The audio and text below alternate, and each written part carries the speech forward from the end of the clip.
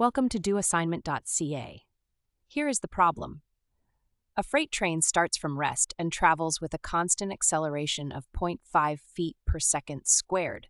After a time t prime, it maintains a constant speed so that when t equals 160 seconds, it has traveled 2,000 feet. Determine the time t prime. Now let us work through the solution step by step. The train's journey has two distinct phases. First, it accelerates from rest at 0.5 feet per second squared until time t prime. Then it cruises at whatever speed it reached, all the way to 160 seconds. Our goal is to find t prime so that the total distance covered equals exactly 2,000 feet. During the acceleration phase, the velocity grows linearly from zero. At time t prime, the train has reached a speed of 0.5 times t prime feet per second. The distance covered in that phase is 1/4 of t prime squared, which comes from the standard constant acceleration formula.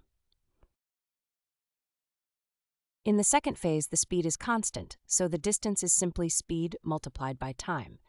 The speed is 0.5 t prime, and the time elapsed in this phase is 160 minus t prime seconds, giving us the expression 0.5 t prime times the quantity 160 minus t prime. Adding the two distances and setting the sum equal to 2,000 feet, then expanding and collecting the t prime squared terms, we arrive at negative 0.25 t prime squared plus 80 t prime equals 2,000. Multiplying everything by -4 converts this into a standard quadratic with whole number coefficients. We then apply the quadratic formula with a equal to 1, b equal to -320, and c equal to 8,000. The discriminant is 102,400 minus 32,000, which equals 70,400. The square root of 70,400 simplifies to 80 times the square root of 11, approximately 265.33. So t prime equals 320 plus or minus 265.33, all divided by 2. The two solutions are approximately 292.7 seconds and 27.3 seconds. The first exceeds the total travel time of 160 seconds, so it is physically impossible.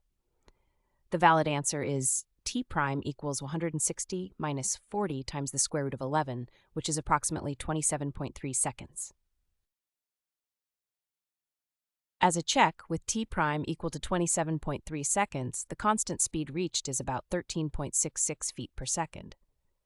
Phase 1 covers roughly 186 feet, and Phase 2 covers about 113 feet. The total is essentially 2,000 feet, confirming our answer is correct.